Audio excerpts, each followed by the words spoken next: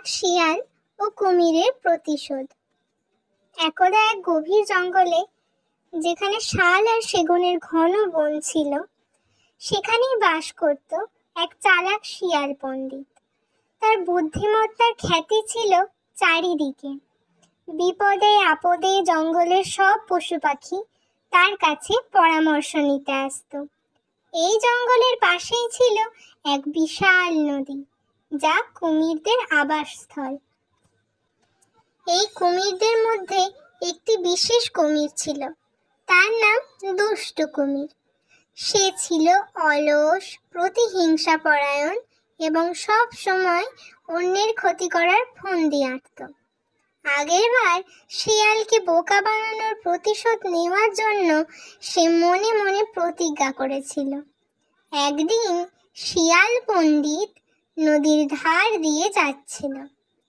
সেদিন ছিল বাজারে যাওয়ার দিন এবং শিয়ালকে নদীর ওপারেই যেতে হবে।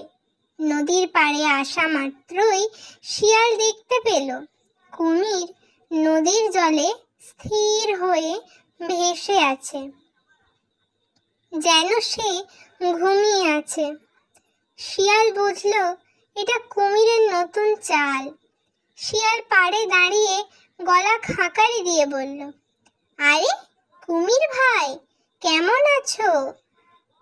আজ তোমার পিঠে কি কোনো মস্ত বড় আপেল বা জাম গাছ দেখা যাচ্ছে না?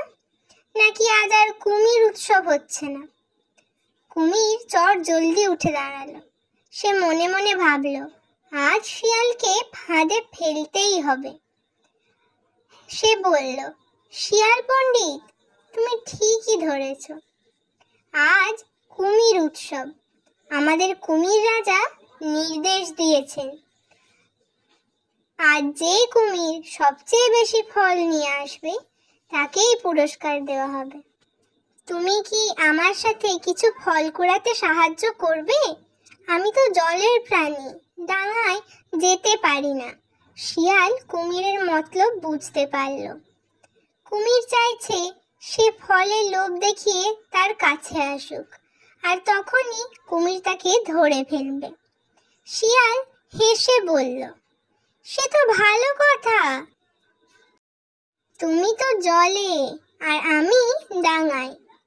কুমির বলল, তুমি যদি আমার পিঠে বসে নদীর ওপারে যাও, তাহলে আমি তোমাকে এমন এক জায়গায় নিয়ে যাব যেখানে প্রচুর সুস্বাদু ফল আছে। সেখান থেকে আমরা দুজনেই ফল সংগ্রহ করতে পারবো। শিয়াল জানত কুমিরের একমাত্র উদ্দেশ্য তাকে ধরা।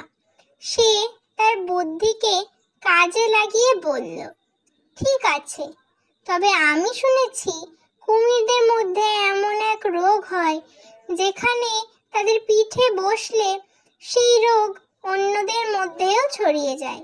আমি যদি তোমার পিঠে বসে অসুস্থ হয়ে পড়ি? কুমির ভাবল শিয়াল ভয় পাচ্ছে। সে বলল, আরে না না, আমার কোনো রোগ নেই, তুমি নিশ্চিন্তে বসতে পারো। শিয়াল তখন বলল, ঠিক আছে, কিন্তু আমার একটা শর্ত আছে। আমি তোমার পিঠে বসলে তোমাকে একটা বিশেষ গান গাইতে হবে। সেই গান শুনে যদি আমার মনে হয় তুমি সুস্থ, তবেই আমি ফল কুড়োতে যাব।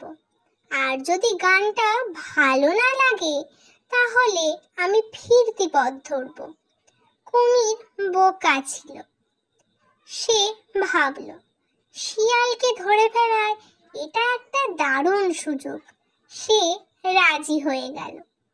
শিয়াল তখন নদীর ধার থেকে কিছু ছোট ছোট পাথর কুড়িয়ে নিল এবং কুমিরের পিঠে বসেই নদীর দিকে চলল। কুমির যেই গান গাইতে শুরু করলো, শিয়াল এক এক করে নুড়িগুলো কুমিরের পিঠে ছুঁড়তে লাগলো আর বলতে লাগলো, আহ কি সুন্দর গান, মনোমুগ্ধকর। তোমার গান শুনে আমার মন একেবারে ভরে গেল কুমির ভাই। এভাবে কথা বলতে বলতে শিয়াল কুমিরের পিঠে বসে নদীর ওপারে পৌঁছে গেল।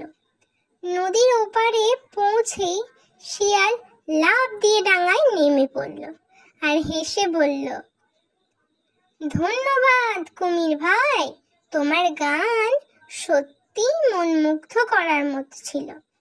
আমি এখন সুস্থ মনে ফল কুড়োতে যাব।